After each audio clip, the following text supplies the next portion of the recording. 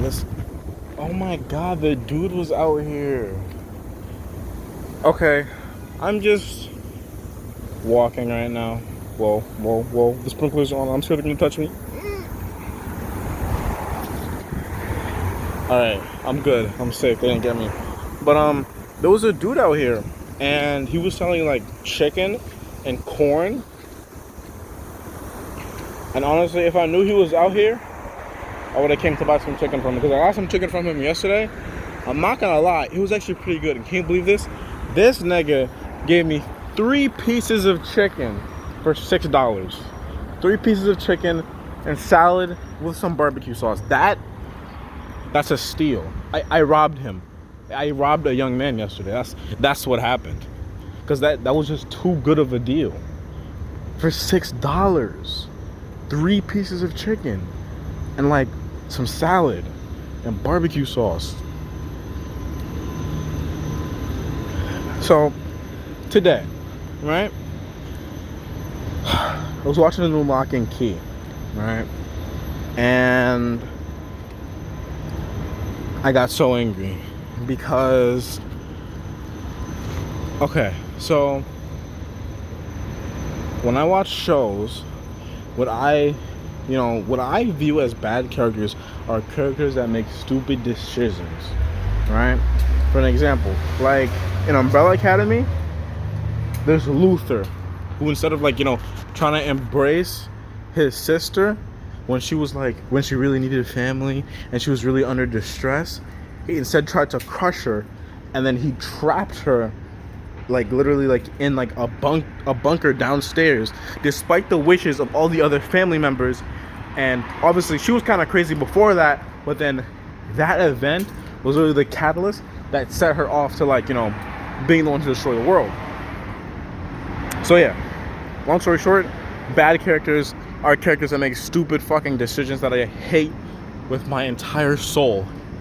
So in Lock and Key season 3, Bodhi, right, he's like this little kid, right?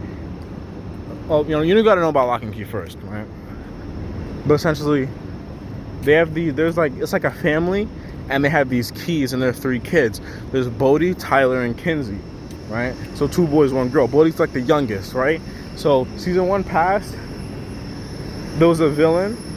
They thought they defeated it, but they didn't actually defeat. Now season 2 comes, and they actually defeat the villain. But then in season 3, do you know what this motherfucker Bodhi does? He finds a key, right, called the time shift key, which is to go back in time any point in their house, right? So Bodhi uses the key to go back in time to season 2, and then he brings the season 2 villain to season 3. Like, yo, bro. Now keep in mind, obviously Bodhi didn't do this on purpose, right? What had happened was, when he first used the key, he discovered that when you go back in time, it won't change the future, which is amazing, right? But Bodhi went back in time again, and because he thought he was safe because it wouldn't change the future, right? He ended up gloating to the villain of season 2 that they already beat, saying, "Oh yeah, we're gonna beat you. This isn't how it ends, Dodge," and all that nonsense. So instead of like him just leaving, he stayed to taunt the season 2 villain more, right? So then the season 2 villain grabbed a hold of him, and they both got teleported back to season 3, right? And now that they're in season 3, they did a thing with the ghost key that makes your soul leave your body. So both of their souls left their body, except the villain of season 2, his body just went into Bodhi. So now Bodhi's body is possessed by the villain of season 2, and his family doesn't even know, and Bodhi's just a ghost. Oh, and it is just the most. Keep in mind, all of this is just season 3, right? I really thought the season was gonna be good. It was, honestly, in season 1, season 2, it was shaping up to be good. But then he did this dumb shit, and now I'm angry. So all he had to do was just not that, but that's what he did. So he did. But oh god, I'm heated, yo. I'm just walking right now though to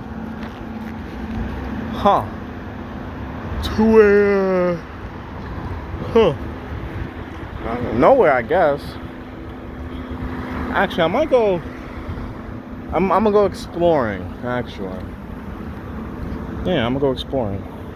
There's an area down here and down this block that I haven't been to. I think it's a bit down the ways, which is why I haven't been there. But I think I would like to see it.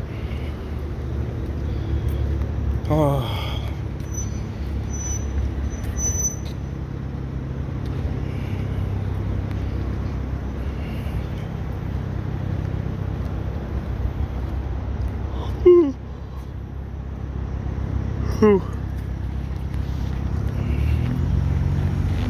So I kind of, in my mind, I assembled like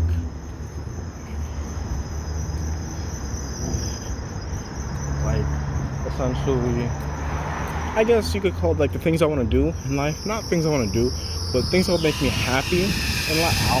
Ow. I got the noise sensitivity. But yeah, I assembled the things that would make me happy in life. And I'm just gonna try to focus on those things for right now. Yes.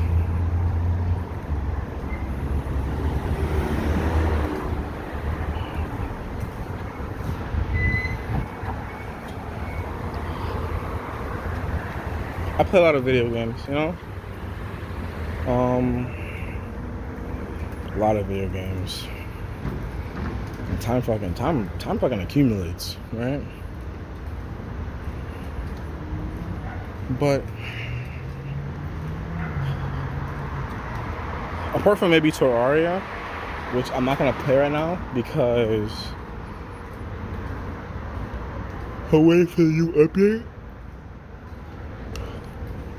There aren't really a lot of games that I'd like to like play over an extended period of time, and it would make me like happy to have like put all that time into it. You know what I'm saying?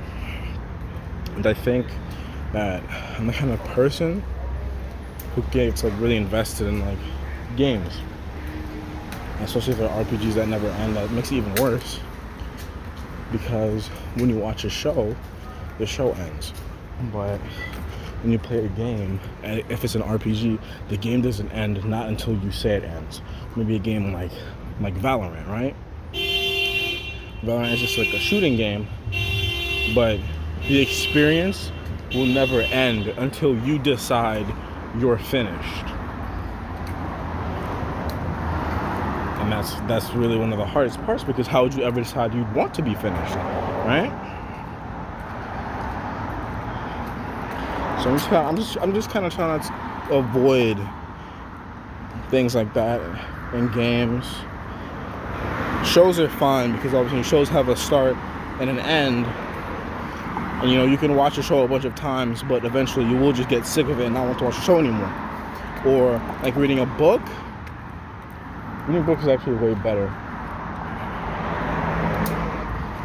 Yeah, because it builds a skill. A reading skill, a better way to articulate yourself as well, I think. But all that to say is I just want to stop playing video games, really. Though it is hard. I did some reading earlier. Wasn't a lot, just maybe like 4 pages. But honestly, that 4 pages was like a chapter.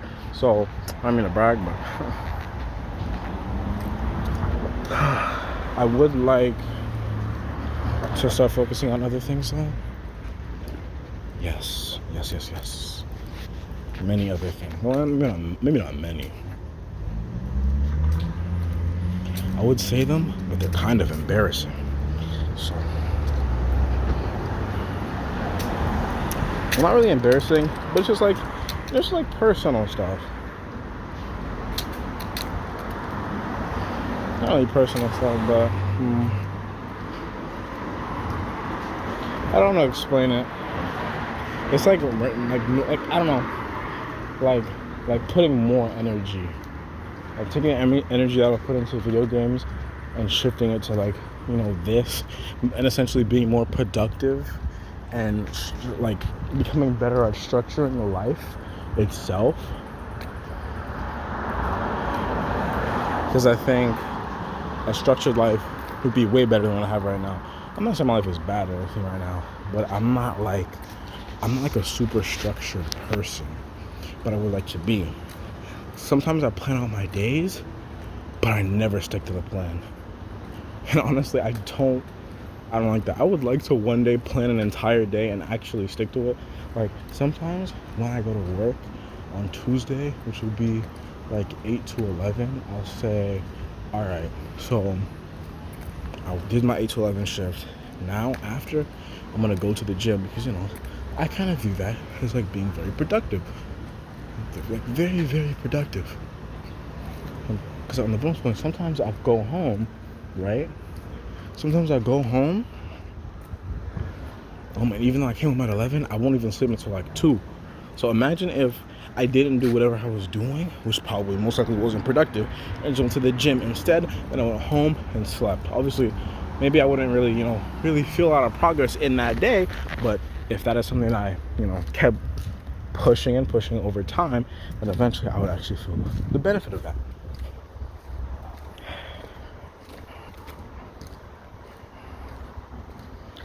So all the days I don't remember.